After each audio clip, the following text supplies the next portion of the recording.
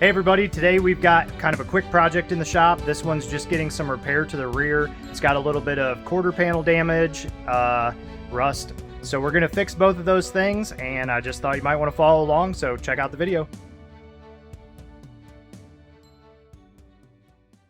This is a Mercury Comet Convertible. It's a pretty cool little car. It has a little bit of rust repair that needs done back here. Pretty common spot. What we did so far, I thought we had recorded it, but I actually forgot to set the camera up for this. But we pulled the trim off, which, you know, we didn't want to break anything, so we pulled a little bit of the interior out just so it was easier to release these clips from the back side. We've got an old lower quarter panel piece that was pulled from another car, actually the same one that this trunk lid was pulled from, and we're going to graft it in. So there's a little bit of work to do back here. These tail fins got a little dinged up. This one's a little dinged up. So we're going to bodywork that, bodywork this rear panel, primer this, and replace this lower quarter panel section. I'm going to try to seam it in probably right on this line where that trim goes. Hey everybody, as I said, welcome back, and I just wanted to share this video. You know, it's one of those kind of simple repairs really if you've done it before, but I know, you know, replacing a quarter panel or, you know, a lower quarter panel on a car like we're doing on this one might seem like a really daunting task, and it's really not that bad.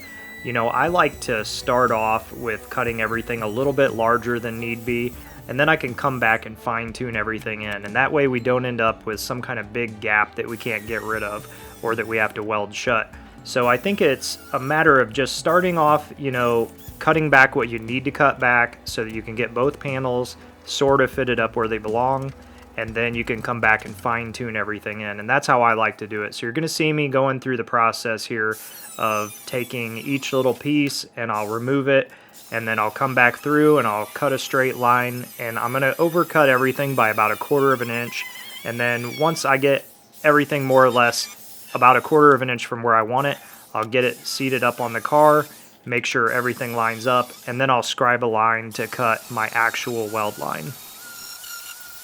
The owner of the Comet brought us these lower quarter sections, and this one was actually in really good shape other than that little crease that I mentioned earlier. And so I'm getting everything trimmed up here, as you can see, but it has a lot of undercoating on it. They put really thick undercoating on these cars, and so there's a couple of ways you can remove it. Dry ice is one way. You freeze it and you chip it off, and there's also another way, which you're going to see in a second. That's the route that we went.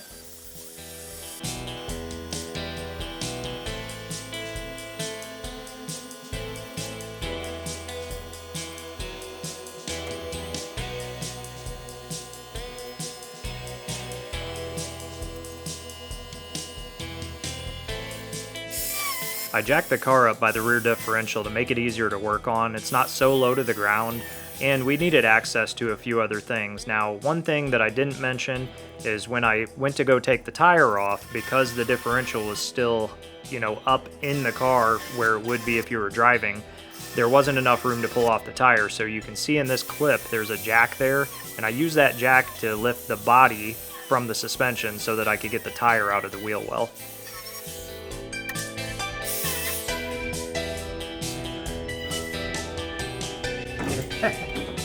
Yeah, boy.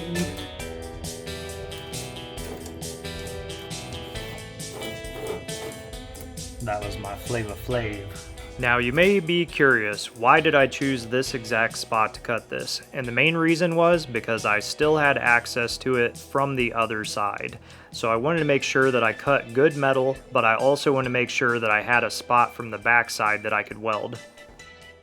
Somebody had mentioned in one of my other videos how I always clean up between sections, and I just like to have a clean shop to work in. I don't like rolling around in the dirt, so it's easy to do a quick sweep. Now at some point in this Comet's life, it had been hit in the rear, and it went to a frame shop. They pulled it out as straight as they could get it at the frame shop, but they're not body guys, so they're not going to do all the little finessing work.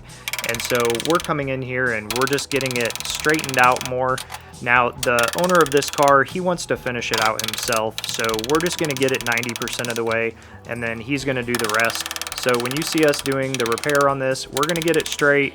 We're going to do the body work, but he's going to do all the finishing work. So once we shoot primer on this, it's going back to his place so that he can finish it up.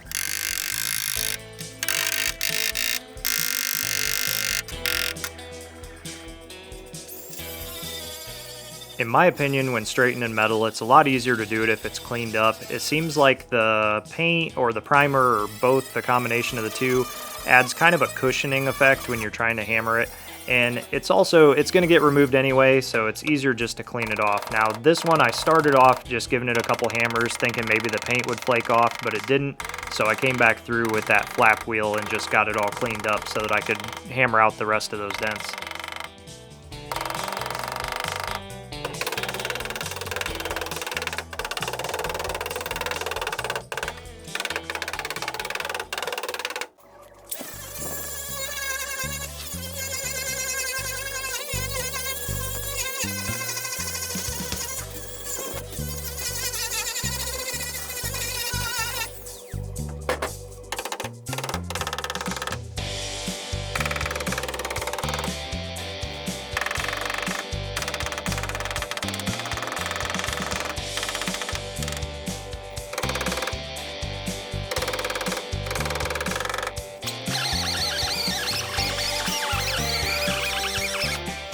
Now this rear section is made up of like 3 layers of steel, and it's really hard to get to the inside of everything, and so I'm using a little stud welder and welding on these tiny little steel studs, and that way I can use a slide hammer to pull those little micro dents out.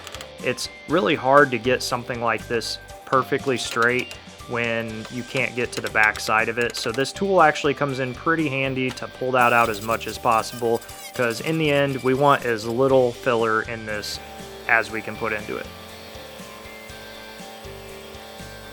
I decided to hop in the trunk with the air hammer to try to pound out some of these dents from the inside.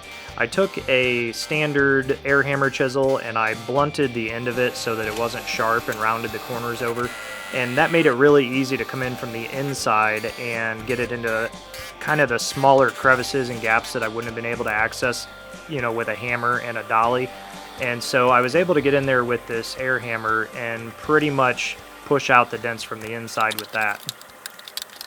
Well, instead of doing dry ice, you know, dry ice can freeze the undercoating and then you just chip it off. Still not that easy. Instead of doing that, I just took it down to my local powder coater and had them throw it in their oven, and they just gave it a baking, and all that stuff just cooks away. And look at that, it's like brand new metal underneath. So the undercoating's not our nemesis after it's baked. It's only when you're trying to sand it or something, you know, or grind it, whatever. But if you have a powder coater that will, you know, throw this in the oven, it's really the best way. Look at that. Just can't be easier than that. I mean, dry ice is definitely not easier than that. Get this wire brushed and scraped, and it'll look really good. We can throw it on the car.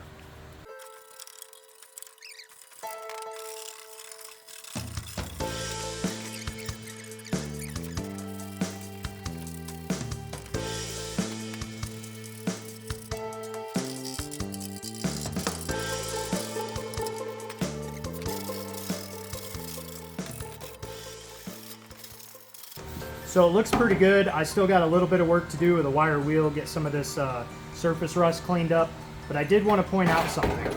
In the bottom of this quarter panel, there's a little drain right here, and it's just a little slit that's bent down, so when it's like this, water will run out of your quarter panel. Now I know a lot of people will come back through and they'll undercoat the inside of this, and I've seen cars come in here that had been repaired just a year or two earlier. Somebody coated the inside of it, and they didn't leave these drains open, and water sat inside of there when it rained. Because all these little holes, you know, from your trim and stuff, they can leak, let water in there, and then you end up with no way for it to drain out. So make sure if you're doing a panel replacement or any kind of restoration work, that you make sure you leave your drains open. This is in the bottom of doors, it's in the bottom of fenders, it's in the bottoms of quarter panels. All of them typically have some type of drain, and you want to make sure that they're obviously open so they work.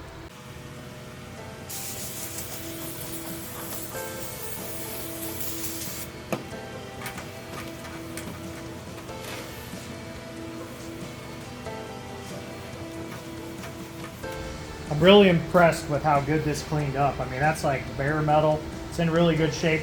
This has a little tiny, I don't know what you want to call it. It's not a scrape, I guess. And it's pushed in just a little. I'm not going to worry about that right now. I'm going to put this on the car and then I'll fix that little imperfection.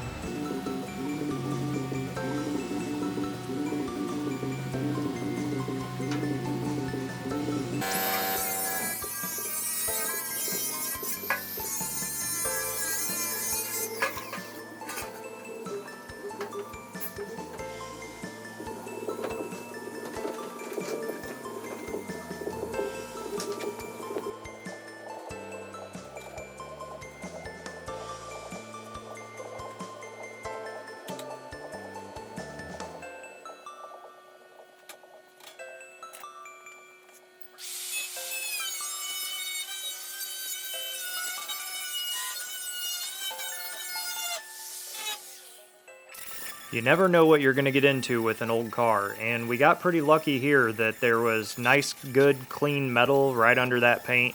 It wasn't full of a bunch of body filler or repairs from previous, so it made it pretty easy. We just cut this up, got it cleaned up here with the angle grinder with a flap wheel, make it as nice and straight as possible, and clean off all the burrs. So as I said before, I like to cut my panels about 1/4 of an inch long, and that allows me to fit the panel up here. You can see I have it held up in place with a couple of clamps, and then I'm going to run this tape line against the edge of my new panel, and that will leave me what I need to trim off from the car to end up with a really nice gap.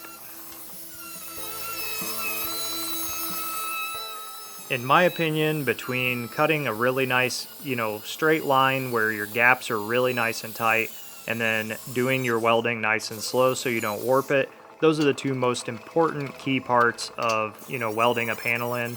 And so I've taken my time. Yes, I fitted this probably 6 or 7 times, but when it came down to it, it fit absolutely great.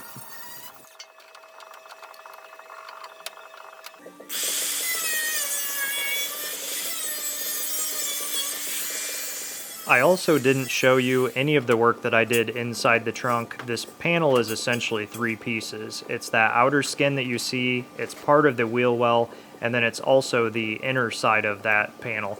And I didn't film any of that just because the camera, it wasn't picking up the footage very well. It was just kind of dark and it was just really difficult for me to film it. So I wanted you to know I did weld in the inside panel. I did weld in that section of wheel well. I just didn't film doing it because it was too difficult.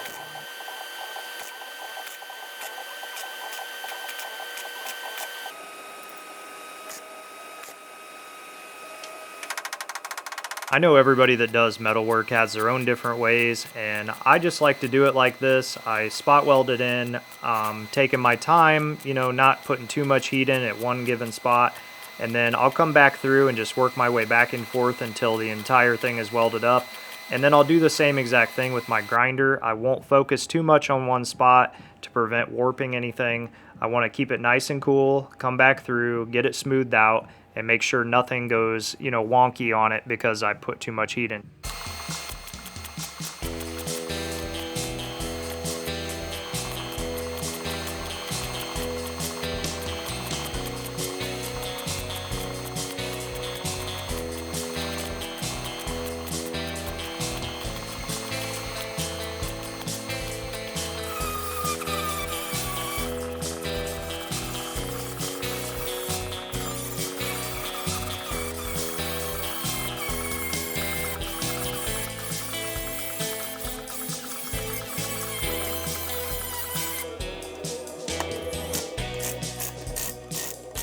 Now once everything was welded up solid, I went on the inside and ground it smooth, and everywhere where there was a seam, I used some like panel bond seam sealer, and then we undercoated the inside of that too. So it's sealed from the inside, sealed from the outside. It's really going to be a piece that'll hold up.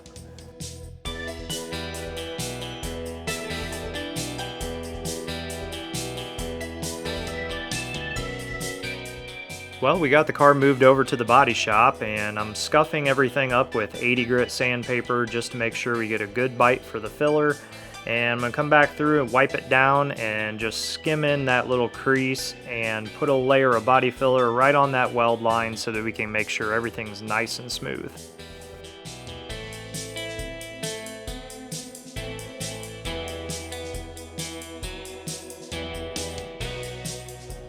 Now, I normally would not use cardboard for mixing my body filler, mainly because the cardboard can absorb the resin that's in the body filler, and I don't want to throw off the ratio of resin to filler.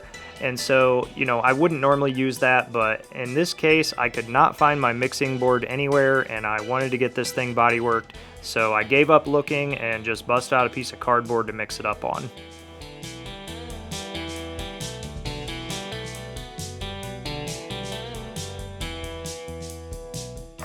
I started off by knocking off the bulk of the body filler with a DA sander, and then I skim coated it one more time and came back through and block sanded it by hand. I had set up the camera to record that, but for some reason it didn't do it. I don't know, maybe I didn't push the button, I'm not really sure. But I went ahead and just filled everything in. You can see that crease is nice and filled. But I always like to do just one skim coat so that I can go over the entire thing and flatten everything out nice and smooth. The customer requested that we used a tinted primer on this car, so it has a red primer. This isn't paint, this is primer. And it's a Sherwin-Williams product. It works really well. I'm pretty happy with the results of this. Once he block sands this out, I think it's going to look absolutely flawless, and he's going to have a good looking car. If you enjoyed this video, you got some information off it, or it entertained you in any kind of way, be sure to give us a like, a subscribe, and if you have a comment, leave it below. Try to get to all those. Thanks again for watching, everybody. I really do appreciate it, and I'll see you on the next one.